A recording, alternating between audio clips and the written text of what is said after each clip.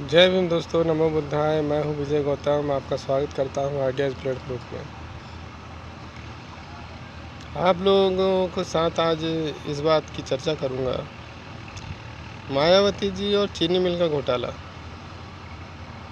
यह NRHM का घोटाला इसी तरह संबंधित है, जैसा मैं बताऊंगा वैसा ही चीनी मिल का घोटाला हुआ। ठीक, पहली बात है कि मुलायम सिंह की सरकार जब 2006 में उत्तर प्रदेश में शासन कर रही थी, तो उसी समय ही मुलायम सिंह यादव ने, जो कि ब्राह्मणों के सपोर्ट से चल रही थी, तो उन्होंने अपने जो पूंजीपति साथी हैं उनको सरकारी जो चीनी मिलें थी उनको बेचने का प्रावधान इन्होंने लाया।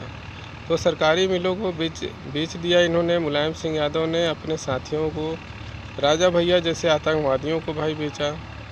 अगर इस देश में सरकारी सिस्टम न रहे, सरकारी तंत्र न रहे, तो इस देश में ST SC OBC को सरकारी नौकरी या शासन प्रशासन में हिस्सेदारी नहीं मिलेगी। जैसा कि आप सामान्य वर्गों के नियुक्तियों एवं भर्तियों में देख सकते हैं कि सामान्य वर्गों में कभी भी ST SC OBC का चयन नहीं किया जाता है, चाहे वो विधायिका हो, मीडिया हो, चाहे लोकसभा हो।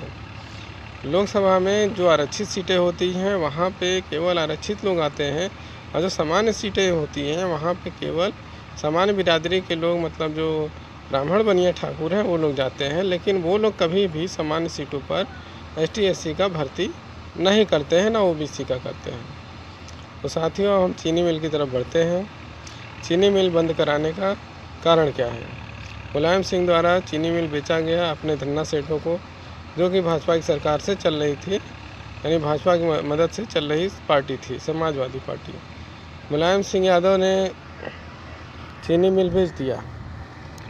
2007 में मायावती जी की पूर्ण बहुमत की सरकार आती है, जो कि बिना किसी समर्थन के बनती है। तो मायावती जी के सामने वो पूंजीपति धन्ना सेठ लोग आ जाते हैं, जो कि ठाकुर ब्राह्मण बनिया से संबंधित रखते हैं, इन जातियों से।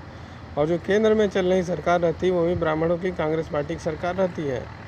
तो इन लोगों ने मायावती जी के साथ बड़े ही जोश के साथ और रोष के साथ आते हैं और बोलते हैं कि मायावती, अभी चीनी मिल हम ख़रीद लिए हैं, हमारा जो मन करेगा, जिस रेट पे मन करेगा उस रेट पे बेचेंगे, चाहे सरकारी कंपनियों को इसमें घाटा हो चाहे लाभ हो।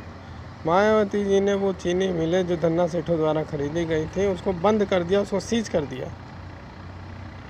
क्योंकि अगर सरकारी संपत्ति को किसी प्रकार से अगर किसी भी व्यक्ति द्वारा हानि पहुंचाई जाती है, तो सरकार उस चीज़ को सीज करने का क्षमता रखती है।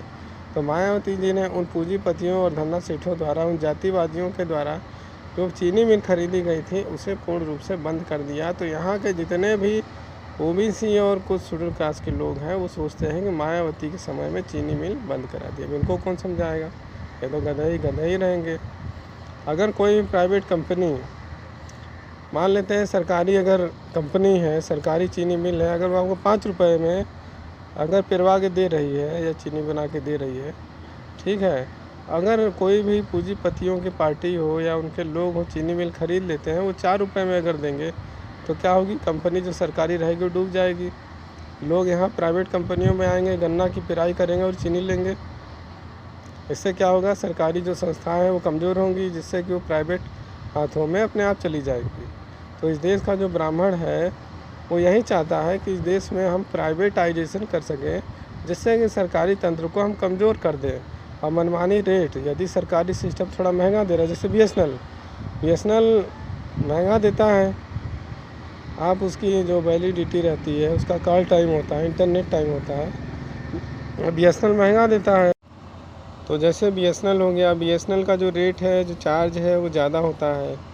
जैसा कि आप जानते हैं कि उसका कोई भी मतलब प्लान रहता है तो आपको कॉस्टली लगता है। जबकि अन्य प्राइवेट कंपनियों का क्या है कि रेट कम होता है, कॉल कास्ट कम होती है, जो कि सरकार के ही माध्यम से, जो ब्राह्मण बनिया सरकार चल रही है उनके माध्यम से ये कम किया जाता है। जबकि वो अपने प्लान या सुविधा को न कम करके इन प्राइवेट कंपनियों को क्यों बढ़ावा देती हैं?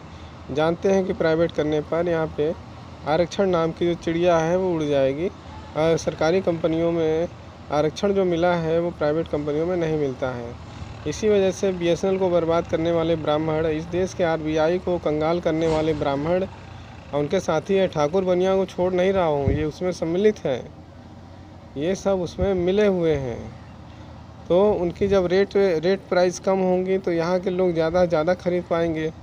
जब ज़्यादा खरीद पाएंगे यहाँ की जनता, कोई भी चीज़ प्रोडक्ट हो तो उसी चीज़ को मानेगी। बीएसएनएल का कोई प्रोडक्ट नहीं लिया जाएगा, इसीलिए बीएसएनएल का रेट हाई फाई रखा जाता है ताकि वहाँ पे सरकारी सिस्टम कर तो सरकारी सिस्टम को इस तरीके से बर्बाद करने का ये लोग एजेंडा बना के रखे हैं। जैसे ही सरकारी सिस्टम करप्ट होगी, जैसे ही वो ख़राब होगी, जैसे ही वो निस्ते नाबूद हो जाएगी, जैसे ही वो कंगाल हो जाएगी, तो उसी कंपनी को यही ब्राह्मण बनिया लोग उसे ख़रीद लेंगे और फिर अपने हिसाब से ये लोग उस कंपनी को चलाएंगे। जैसा कि आप महान एल्युमिनियम कंपनी हो गई या लोहे की इस्पात वाली कंपनी हो गई, तो जितनी भी कंपनियां हैं ब्राह्मण इस चीज़ को करप्ट करके इस देश में किसी चीज़ को झूठा दिखा करके उस सरकारी कंपनियों को, सरकारी संस्थाओं को बंद कर देना चाहते हैं। आप इसका एक उदाहरण और समझ सकते हैं कि सरकारी स्कूलों में पढ़ाई इसीलिए नहीं होती है क्योंकि जो सरकारी स्कूलों में टीचर होते हैं ब्राह्मण बनिया होते हैं ज़्यादातर। उनके जो प्रिंसिपल होते हैं वो ब्राह्मण रहते हैं, इसीलिए वो वहाँ पे बच्चों को नहीं पढ़ाते क्योंकि वहाँ ज़्यादातर ST SC OBC के बच्चे पढ़ते हैं। और वो सभी लोग क्या करते हैं, ब्राह्मण बनिया के लोग इन बच्चों को सही प्रकार से न शिक्षा दे करके उन्हें प्राइवेट का लालच देते हैं कि प्राइवेट वहाँ जाओगे तो अच्छी पढ़ाई होगी, वहाँ के लड़के ज़्यादा भाई नौकरी प्राप्त करते हैं मेरे साथियों। इसीलिए जिनको सरकार ने यानी इस देश के सिस्टम में, संविधान में जिनको इस देश का मतलब रखवाला बताया गया है, वही इस देश को बर्बाद करने पर तुले हुए हैं।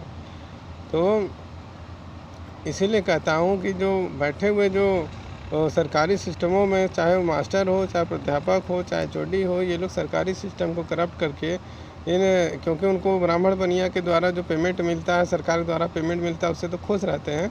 लेकिन जो प्राइवेट स्कूल के जो लोग उनको पेमेंट नहीं मिलता है तो उनको पेमेंट के साथ साथ पैसा और शोहरत देने के लिए इस देश का ब्राह्मण बनिया तंत्र है, तो उसको प्राइवेट स्कूल खोलने के लिए पैसा देती है, वहाँ पे धांधली करवाने के लिए पैसा देती है, इस देश के सिस्टम को करप्ट करने के लिए पैसा देती है। तो यहाँ के जो आपके ST SC OBC के बच्चे हैं जब वहाँ पढ़ने जाते हैं तो पैसा भी देते हैं और अपनी लड़कियों को हाफ स्कर्ट भी पहना के भेजते हैं।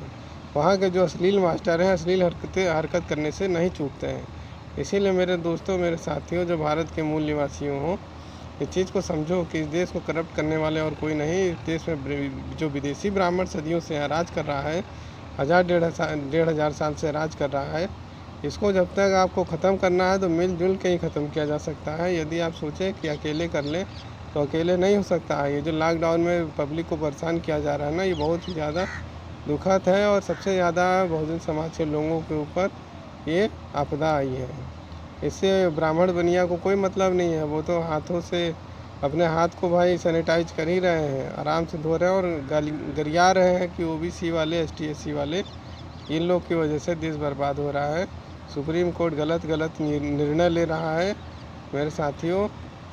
इसी बात को मैं अभी यहाँ विराम देता हूँ और इस चीज़ को समझने की बिल्कुल ज़रूरत है कि आप सभी लोग एकजुट होकर के इन सब का मुकाबला करें। जय भीम।